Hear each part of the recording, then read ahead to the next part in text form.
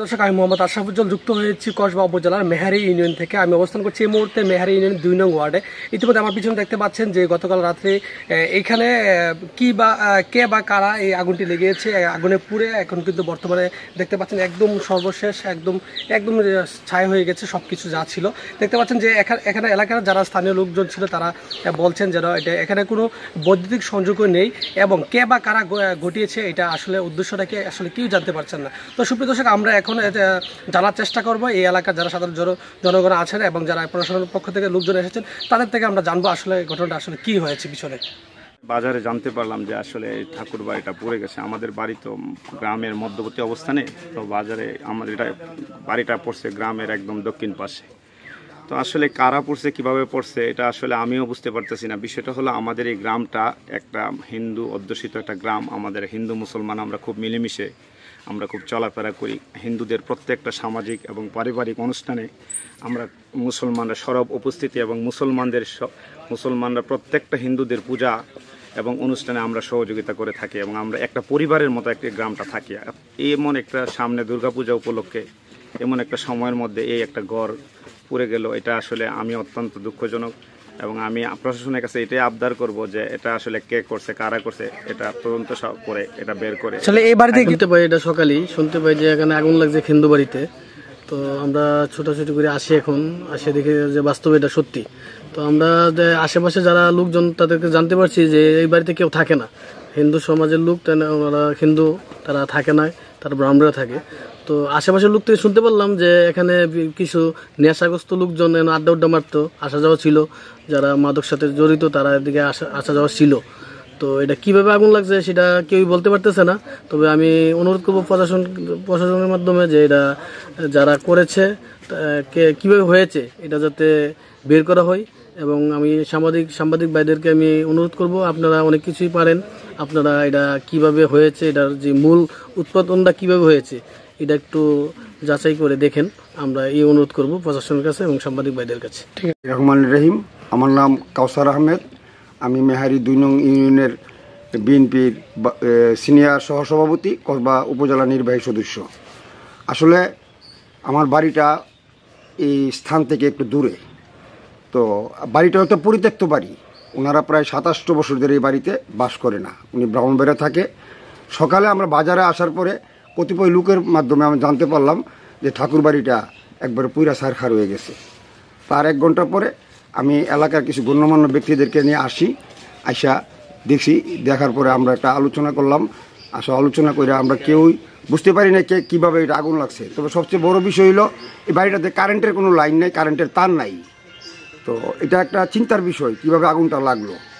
আর সর্বোপরি এই বাড়িটাতে পরিত্যক্ত একটা বাড়ি, কিন্তু এই বাড়িটার মধ্যে অনাবর্ত কে বা কাহারা আসা যাওয়া করছে। আপনারা দেখছেন মনে পায়ের একটা রাস্তা হয়ে রয়েছে। এটাও একটা সন্দেহের বিষয়। অবশ্যই আমার মনে হয় এলাকার মাদকাসক্তি লোকের আর সবসময় প্রতিনিয়ত এখানে আসা যাওয়া ছিল। আমরা অতটুকু জানি, আসলে কারো নাম বলার মতন এমন কোনো প্রমাণও আমাদের কাছে নাই। কে বা কাহারা করছে এই ধরনের প্রমাণ আমাদের কাছে নাই।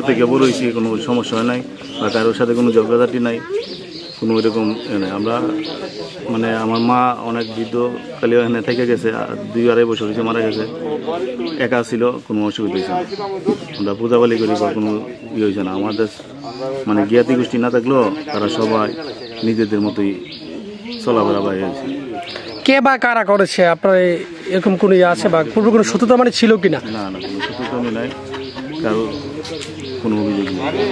কি ছিল আপনার এই আপনার এই বাসার মধ্যে কি ছিল আসবাবপত্র? আসলে 2টা খাট ছিল, নিশ্চিবা ছিল, পূজার ঠাকুরের ছিল, আসন ছিল, আর কিছু টিন ছিল, কিছু মানে 1-2 জন ফ্যামিলি থাকার মতো মানে আসবাব জিনিসপত্র ছিল। আপনার মাঝে মধ্যে আসতেন? মাঝে মধ্যে আসতেন। জি, আপনার নামটা বলবেন? ডাক নাম হচ্ছে হারাধন চক্রবর্তী, সুমন।